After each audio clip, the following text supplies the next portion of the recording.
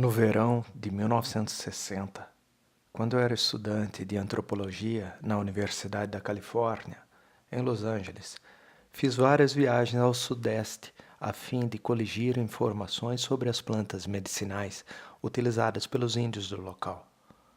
Os fatos que descrevo aqui começaram durante uma de minhas viagens. Eu estava esperando com um amigo que tinha sido meu guia e auxiliar na pesquisa. De repente ele chegou bem junto de mim e cochichou que o homem sentado de frente da janela, um velho índio de cabelos brancos, era grande conhecedor de plantas, especialmente o peiote. Pedi a meu amigo que me apresentasse ao homem. Meu amigo cumprimentou-o e em seguida apertou a mão dele. Depois de conversarem um pouco, meu amigo me fez sinal para ir para junto deles, mas logo me deixou sozinho com o velho, sem nem se dar ao trabalho de nos apresentar. Ele não ficou nada constrangido. Dei o meu nome e ele disse que se chamava Juan e que estava às minhas ordens. Usava o tratamento de cortesia em espanhol. Nós nos apertamos as mãos por iniciativa minha e depois ficamos calados por um momento. Não era um silêncio forçado, mas um sossego, natural e descansado de ambas as partes. Embora sua cara e pescoços escuros fossem enrugados, mostrando sua idade, achei que o corpo dele era ágil e musculoso. Então contei-lhe que estava interessado em obter informações sobre plantas medicinais.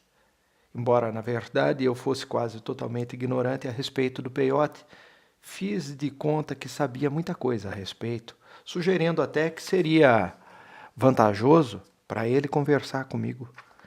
Enquanto eu tagarelava, ele meneava a cabeça devagar, mas não dizia nada.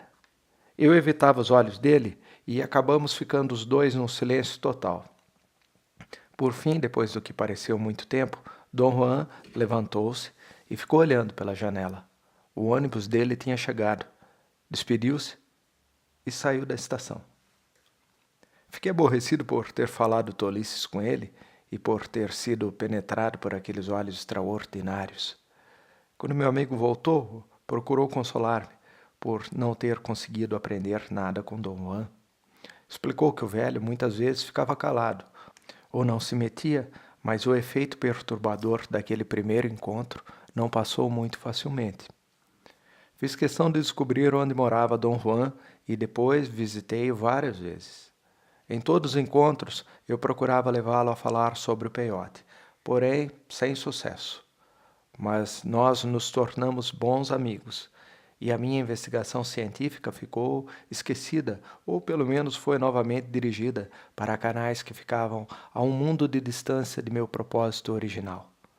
O amigo me apresentou a Dom Juan, explicou depois que o velho não era nativo do Arizona, onde nos encontramos, e sim um índio Iaque, de Sonora, México. A princípio eu considerava Dom Juan simplesmente como um homem meio especial, que sabia muita coisa sobre peiote e que falava espanhol muito bem. Mas o pessoal com quem ele morava acreditava que ele tinha uma espécie de sabedoria secreta, que ele era um brujo. A palavra espanhola, brujo, significa em português bruxo, curandeiro, feiticeiro. Denota essencialmente uma pessoa que tenha poderes extraordinários e, geralmente, maléficos. Eu já conhecia Dom Juan havia 1 ano, quando ele afinal resolveu confiar em mim. Um dia ele me explicou que possuía um certo conhecimento, que aprendera com um mestre, um benfeitor, como ele dizia, que o dirigira numa espécie de aprendizagem. Dom Juan, por sua vez, me acolhera para servir de seu aprendiz, mas ele me avisou que eu teria de assumir um compromisso muito sério e de que o treinamento seria longo e árduo. Ao descrever seu mestre, Dom Juan usou a palavra diablero. Mais tarde eu soube que diablero é um termo usado somente pelos índios sonoras. Refere-se a uma pessoa perversa que pratica magia negra e é capaz de se transformar num animal.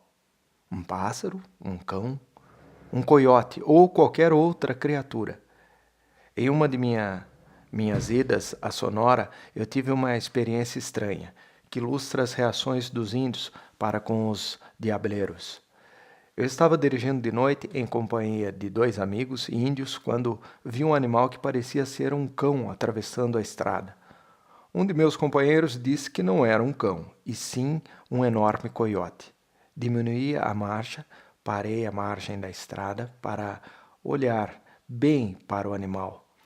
Ele ficou focalizado pelas luzes dos faróis mais uns segundos e depois correu para o chaparral. Não havia dúvida de que era um coiote, mas era o dobro do tamanho normal.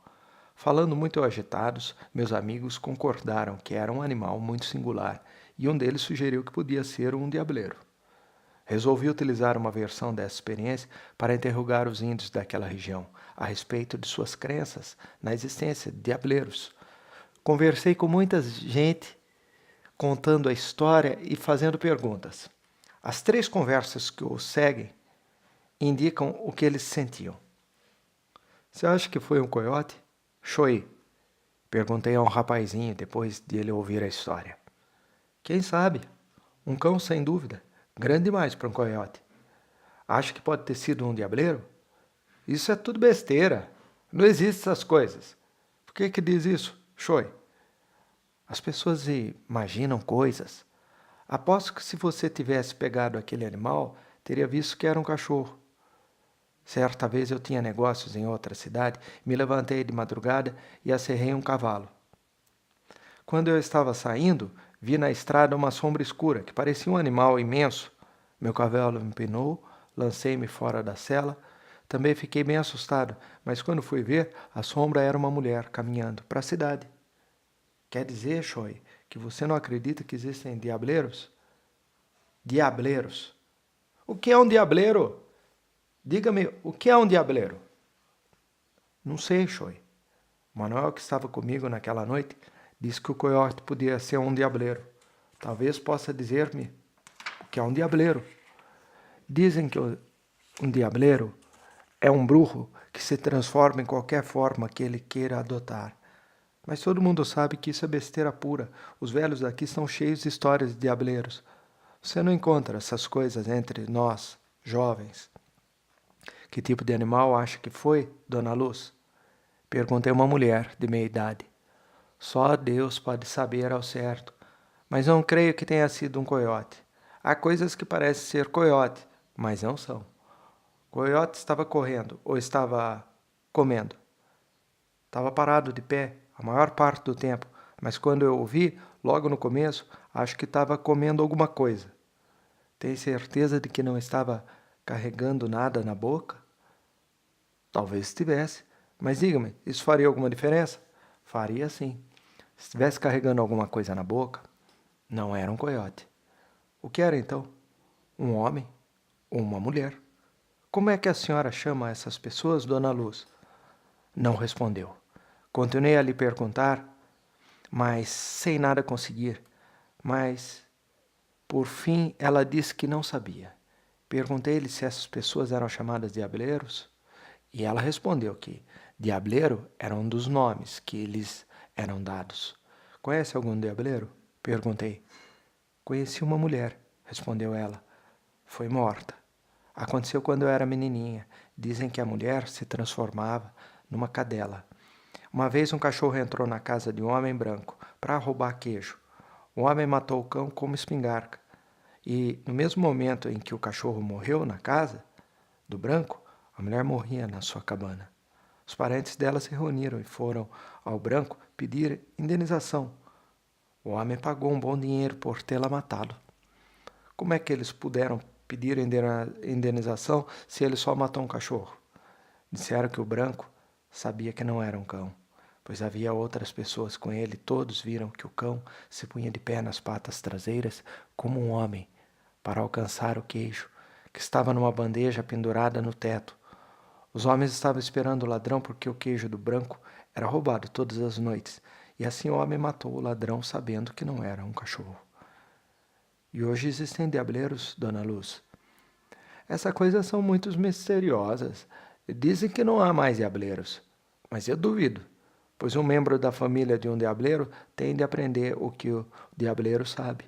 Os diableiros têm suas próprias leis, e uma delas é que o diableiro tende a ensinar seu segredo ao membro de sua família. Que acha que era o animal, Genaro? Perguntei a um homem muito velho. Um cachorro de um dos ranchos da região. Que mais havia de ser? Podia ser um diableiro. Um diableiro? Você tá maluco? Não existem diableiros. Quer dizer que não existem hoje, ou que nunca existiram. Antigamente existiam, sim. Todo mundo sabe disso. As pessoas tinham muito medo deles e mataram a todos. Quem os matou, Genaro? Todos os membros da tribo. O último diableiro que tive notícias foi S. Ele matou dúzias, talvez até centenas de pessoas com sua feitiçaria. Não podíamos suportar aquilo e o pessoal se juntou e o pegou de surpresa uma noite e o queimou. Há quanto tempo foi isso, Genaro? Em 1942. Você ouviu com seus olhos? Não, mas as pessoas ainda falam disso. Dizem que não restaram cinzas, embora a fogueira fosse feita de madeira verde. No fim, sobrou apenas uma grande poça de gordura. Embora Dom Juan classificasse seu benfeitor como um diableiro, nunca mencionou o local onde adquirira seu conhecimento, nem identificou seu mestre. Na verdade, Dom Juan revelou muito pouco acerca de sua vida pessoal. Ele só contou que tinha nascido no Sudeste em 1891, que tinha passado quase toda a vida no México, que em 1900 sua família foi exilada pelo governo mexicano para o México Central, junto com milhares de outros índios sonoras, e que viveu ao México Central e do Sul até 1940. Assim como Dom Juan viajou muito, sua sabedoria pode ter sido o resultado de muitas influências. Embora ele se considerasse um índio de Sonora, eu não tinha certeza se devia situar o contexto de seus conhecimentos inteiramente na cultura dos índios sonoras. Mas não pretendo aqui determinar seu meio cultural preciso. Comecei meu aprendizado com Dom Juan em junho de 1961. Antes disso, eu o vira em várias ocasiões, mas sempre como observador antropológico. Durante essas primeiras conversas, eu tomava notas de maneira disfarçada. Depois, de memória, eu reconstruía a conversa toda. Quando comecei a participar como aprendiz, porém, esse método de tomar notas tornou-se muito difícil, pois nossa conversa versava sobre muitos assuntos diferentes. Então Dom Juan, sob fortes protestos, permitiu que eu registrasse abertamente tudo o que fosse dito. Eu também queria tirar fotografia e gravar coisas, mas ele não o permitiu. Fiz meu aprendizado primeiro no Arizona e depois em Sonora, pois Dom Juan se mudou para o México durante meu treinamento. O método que eu usava era estar com ele por alguns dias, de vez em quando. Minhas visitas se tornaram mais frequentes e duraram mais tempo nos meses do verão de 1961, 1962, 1963 e 1964. Em retrospecto, acho que esse método de aprendizado impediu que o treinamento tivesse êxito, pois retardou o advento do comprometimento total que eu precisava para me tornar um feiticeiro. No entanto, o método foi benéfico de meu ponto de vista pessoal, pois me permitiu um certo alinhamento, o que por sua vez provocava um senso de exame crítico que seria impossível de conseguir se eu tivesse participado continuamente, sem interrupção. Em setembro de 1965, voluntariamente, parei com o aprendizado. Vários meses depois de me retirar, pensei pela primeira vez na possibilidade de organizar minhas anotações de campo de maneira sistemática. Como os dados que eu coligira eram muito volumosos e incluíam muitas informações variadas, comecei tentando fazer um sistema de classificação. Dividi os dados em setores de conceitos e métodos relacionados e arrumei os setores hierarquicamente de acordo com sua importância subjetiva. Isto é, em termos de impacto que cada um teve sobre mim. Desse modo, cheguei à seguinte classificação: usos das plantas alucinógenas, processos e fórmulas utilizadas na feitiçaria, aquisição e manipulação de objetos de poder, usos de plantas medicinais, canções e lendas. Refletindo sobre os fenômenos que os experimentara, verifiquei que minha tentativa de classificação não produzira mais do que um inventário de categorias. Qualquer tentativa de refinar meu plano, portanto, só redundaria num inventário mais complexo. Não era isso que eu queria. Nos meses que se seguiram à minha retirada do aprendizado, precisei compreender o que experimentara, e o que experimentara era o ensinamento de um sistema coerente de crenças por meio de um método pragmático experimental. Fora óbvio para mim, desde a primeira sessão, de que participei, que os ensinamentos de Dom Juan possuíam uma coesão interna, uma vez que resolveu definitivamente comunicar-me seu conhecimento. Passou a apresentar suas explicações em gradações ordenadas. Descobrir essa ordem e compreendê-la foi para mim uma tarefa muito difícil. Minha incapacidade de chegar a uma compreensão parece dever-se ao fato de que, depois de 4 anos de aprendizado, eu ainda era um principiante. Era claro que o conhecimento de Dom Juan e seu método de transmiti-lo eram os de seu benfeitor. Assim, minhas dificuldades em compreender os ensinamentos dele devem ter sido análogas às que ele mesmo tinha encontrado. Dom Juan aludiu à nossa semelhança como principiantes por comentários ocasionais sobre sua incapacidade de compreender seu mestre durante sua própria aprendizagem. Esses comentários me levaram a crer que, para qualquer principiante, índio ou não índio, o conhecimento da feitiçaria se tornava incompreensível devido às características extraordinárias dos fenômenos que ele experimentava. Pessoalmente, como ocidental, achava essas características tão fantásticas que era quase impossível explicá-las em termos de minha própria vida cotidiana, e fui forçado a concluir que qualquer tentativa de classificar meus dados de campo em meus próprios termos seria inútil. Assim, tornou-se óbvio para mim que os conhecimentos de Dom Juan tinham de ser examinados em termos como ele mesmo compreendia. E só nesses termos é que poderiam tornar-se evidentes e convincentes. Tentando conciliar meus pontos de vista com os de Dom Juan, porém, verifiquei que, sempre que ele procurava explicar-me seus conhecimentos, usava conceitos que tornavam-se as coisas inteligíveis para ele. Como esses conceitos me eram estranhos, minhas tentativas de compreender sua sabedoria da maneira como ele a compreendia me colocaram em outra posição insustentável. Portanto, meu primeiro trabalho foi o de determinar a ordem de conceituação dele. Trabalhando nesse sentido, verifiquei que Dom Juan dava ênfase especial a um certo setor de seu ensinamento.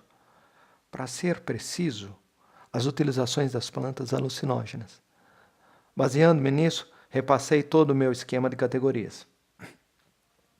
Dom Juan utilizava separadamente e em ocasiões diferentes 3 plantas alucinógenas: o peiote, Lophophora willici, a Datura inoxia sim, de Meteloides, e um cogumelo, possivelmente Psilocybe mexicana. Desde antes de seu contato com os europeus, os índios americanos já conheciam as propriedades alucinógenas dessas 3 plantas. Devido às suas propriedades, elas têm sido vastamente empregadas para o prazer, para curas, para a feitiçaria e para atingir um estado de êxtase. No contexto específico de seus ensinamentos, Dom Juan associava o uso da Datura inoxia e da Psilocybe mexicana para a aquisição de poder, um poder que ele denominava aliado. Associava o uso do Lophophora williaci à aquisição de sabedoria ou conhecimento da maneira certa de viver. Para Dom Juan, a importância dessas plantas residiam em sua capacidade de provocar estados de uma percepção especial num ser humano. Assim, ele me levou a experimentar uma série desses estados como o objetivo de expor e dar validez a seu conhecimento. Eu os denominei estados de realidade não comum, significando uma realidade incomum, ao contrário da realidade da vida de todo dia. A distinção baseia-se no significado inerente dos estados da realidade não comum. No contexto do conhecimento de Dom Juan, eram considerados reais embora sua realidade fosse diferenciada da realidade comum. Dom Juan acreditava que os estados de realidade não comum eram a única forma da aprendizagem pragmática e o único meio de se adquirir o poder. Transmitia a impressão de que os outros ramos de seus ensinamentos eram secundários, diante da aquisição do poder. Este ponto de vista penetrava a atitude de Dom Juan em todo o que não se relacionasse diretamente com os estados de realidade não comum. Espalhadas em minhas anotações de campo, há referências esparsas ao modo de sentir de Dom Juan. Por exemplo, em uma conversa ele sugeriu que há alguns objetos que possuem um certo poder em si mesmos, embora ele nem em pessoa não tivesse consideração por objetos de poder. Disse que eram muitas vezes utilizados como apoios por burros menos experientes. Muitas vezes lhe perguntei a respeito desses objetos, mas ele parecia inteiramente desinteressado de falar sobre eles. Mas quando o assunto surgiu novamente em outra ocasião, ele consentiu, com relutância, em falar a respeito. Existem certos objetos que são imbuídos do poder, disse ele. Há dezenas desses objetos que são criados por homens poderosos com o auxílio de espíritos benignos. Esses objetos são ferramentas, não ferramentas comuns, mas sim ferramentas da morte. No entanto, não apenas instrumentos, não têm o poder de ensinar. A falar a verdade, são do reino de objetos de guerra, destinados à luta, são feitos para matar, para serem lançados. Que tipo de objetos são eles, Dom Juan? Não são propriamente objetos, são antes tipos de poder. Como se pode obter esses tipos de poder, Dom Juan? Isso depende do tipo de objeto que você queira. Quantos tipos existem? Como já disse, há dezenas deles. Qualquer coisa pode ser um objeto de poder? Bem, então quais são os mais poderosos? O poder de um objeto depende de seu possuidor, do tipo de homem que ele é. Um objeto de poder criado por um bruxo sem importância é quase uma brincadeira. Por outro lado, um bruxo forte, poderoso, empresta sua força e suas ferramentas. Então, quais são os objetos de poder mais comuns? Quais os que a maioria dos bruxos prefere? Não há preferências. São todos objetos de poder igualmente. Possui algum deles, Dom Juan? Não respondeu. Ficou olhando para mim e riu. Permaneceu calado muito tempo e eu achei que minhas perguntas o estavam aborrecendo. Há limites para esses tipos de poder, continuou ele, mas estou certo de que isso lhe seria incompreensível. Levei quase uma vida para entender que, sozinho, um aliado pode revelar todos os segredos desses poderes secundários, tornando-o meio infantis. Tive dessas ferramentas um dia, quando era muito jovem. Que objetos de poder você tinha? Maíz pinto, cristais e penas. O que é maíz pinto, Dom Juan? É um grãozinho de milho que tem um traço vermelho no meio. É um grão só? Não. Um bruxo possui 48 grãos. O que fazem os grãos, Dom Juan? Cada um deles pode matar um homem sem entrar no corpo dele. E como é que um grão entra num corpo humano? É um objeto de poder e seu poder consiste, entre outras coisas, em entrar no corpo. O que é que faz quando entra no corpo? Ele se embebe no corpo, instala-se no peito ou nos intestinos. O homem fica doente e, a não ser que o homem que o esteja curando seja mais forte do que o feiticeiro, ele morre dentro de 3 meses depois que o grão lhe penetrou no corpo. Existe alguma maneira de curá-lo? O único meio é chupar para fazer sair o grão, mas há muito poucos bruxos que ousariam fazer isso. Um bruxo poderá chupar e fazer o grão sair, mas a não ser que ele seja suficientemente forte para repeli-lo, o grão entra no corpo dele e o mata. Mas como é que um grão consegue entrar no corpo de alguém? Para explicar isso, preciso contar-lhe a respeito da feitiçaria do milho, que é uma das mais poderosas feitiçarias que conheço. O feitiço é feito por 2 grãos. Um deles é colocado dentro do broto de uma flor amarela. A flor então é colocada num lugar em que entre em contato com a vítima. A entrada em que ela anda todo dia ou qualquer lugar em que esteja habitualmente. Assim que a vítima pisa no grão ou o toca de alguma maneira, o feitiço está feito. O grão embebe-se no seu corpo. O que acontece com o grão depois que o homem o tocou? Todo o seu poder entra dentro do homem. O grão fica livre. Torna-se apenas mais um grão. Pode ser deixado no local do feitiço ou pode ser varrido dali, não importa. É melhor varrê-lo para o mato rasteiro, onde será comido por um pássaro. Os pássaros não o comem antes de o homem tocá-lo? Não, nenhum pássaro é assim tão burro. Ou, eu lhe asseguro, os pássaros não chegam perto dele. Dom Juan então descreveu um processo muito complexo, pelo qual esses grãos de poder podem ser obtidos. Deve ter em mente que Maíz Pinto é um simples instrumento, não um aliado, disse ele. Depois que estabelecer essa diferença, não terá mais problema. Mas se considerar que esses instrumentos são supremos, será um tolo. Os objetos de poder são tão poderosos quanto um aliado?